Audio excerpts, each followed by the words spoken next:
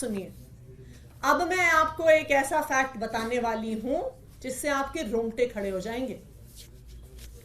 जब एक अक्यूज्ड ने कुछ दिन पहले कोर्ट में एप्लीकेशन डाली और कहा कि मुझे सीसीटीवी फुटेज चाहिए, तो क्या हुआ? उन्होंने एप्लीकेशन क्यों डाली? क्योंकि उनका, जो ये अक्यूज्ड थे, एक सरकारी गवाह से ईडी में आमना सामना करवाया गया। उस आमने सामने में सवाल जवाब हुए, स्टेटमेंट्स दी गई, अक्यूज्ड द्वारा दी गई, सरकारी गवाह द्वारा दी गई। इस पूरी प्रक्रिया में उस कमरे में एक सीसीटीवी कैमरा लगा हुआ था।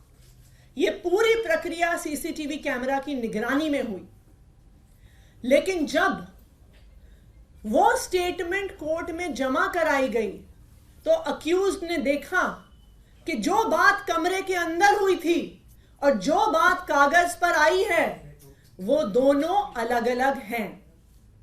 और इसीलिए इस केस के उस अक्यूज्ड ने सीसीटीवी फुटेज के लिए एप्लीकेशन डाली। और आपको पता है, जब ईडी ने वो फुटेज दी तो उन्होंने उस फुटेज का ऑडियो डिलीट कर दिया। सिर्फ वीडियो फुटेज दी गई, ऑडियो फुटेज डिलीट कर दी गई और सारा एविडेंस कि वास्तविक तौर पे उस कमरे में क्या बात हुई थी, उस सारे एविडेंस को ईडी द्वारा डिलीट कर दिया गया है। और ना सिर्फ उस एक मैटर में, आम आदमी पार्टी के पास विश्वसनीय सूत्रों से यह खबर है कि जब से ये एक्साइज पॉलिसी का इन्वेस्टिगेशन शुरू हुआ है, पिछले 1.5 साल की सारी इंटेरोगेशन, सारे सवाल जवाब जो हुए हैं ईडी में, सबकी ऑडियो फुटेज को डिलीट कर दिया गया है इन्फोर्समेंट डायरेक्टोरेट द्वारा, ईडी द्वारा।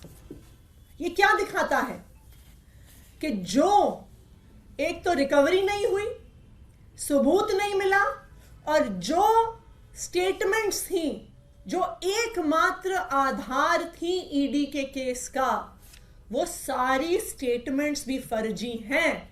क्योंकि अगर स्टेटमेंट फर्जी नहीं होती तो आपको ऑडियो डिलीट करने की क्या जरूरत थी?